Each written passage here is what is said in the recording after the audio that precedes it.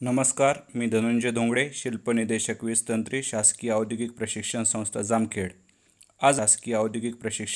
जामखेड। आज आपण ब्रिज रेक्टिफायरची रचना बघणार आहोत। यामध्ये या रेक्टिफायरची रचना ही आकृतीत दाखवल्याप्रमाणे असते। या सर्किटसाठी 4 डायोडचा वापर केलेला असतो। हे 4 डायोड ब्रिज पद्धतीने जोडले जातात, म्हणून याला ब्रिज रेक्टिफायर असं म्हणतात।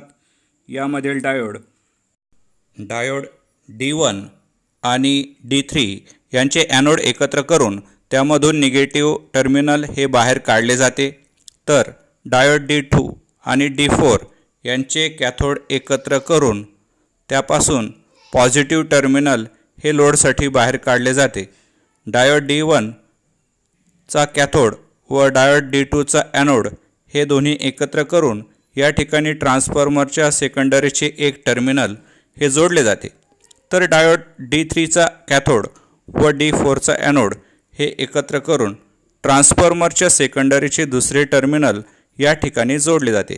अशा पद्धतीने या ब्रिज रेक्टिफायरची ही रचना केली जाते। याची जी कार्यपद्धती आहे तर ही या ठिकाणी सांगितल्याप्रमाणे कार्य चालत असते।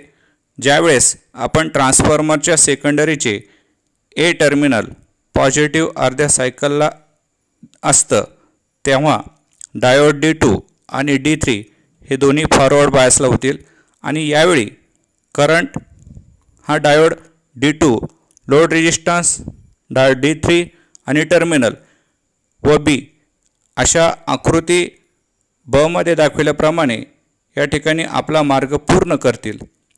ज्यावेळेस या ठिकाणी सेकंडरीचे A D2 B RL D D3 C आणि व B असा करंट आपला मार्ग पूर्ण करेल आणि आकृती ब मध्ये दाखवल्याप्रमाणे त्यामधून विद्युत प्रवाह हा वाहू लागेल। जेव्हा ट्रान्सफॉर्मरच्या सेकंडरीच्या निगेटिव्ह अर्ध्या सायकलला सेकंडरीचे B टर्मिनल हे पॉझिटिव्ह होईल, यावेळी डायोड D4 आणि D1 हे फॉरवर्ड बायसला होतील आणि यावेळी करंट डायोड D4 हा लोड रेजिस्टन्स, डायोड D1 आणि ट्रान्सफॉर्मरच्या सेकंडरीचे टर्मिनल ए असा आपला मार्ग पूर्ण करतील।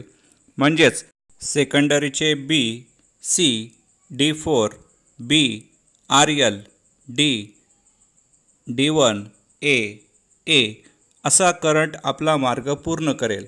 आकृती C मध्ये दाखवल्याप्रमाणे हा मार्ग पूर्ण होईल। अशा रीतीने दोन डायोड हे एकाड एक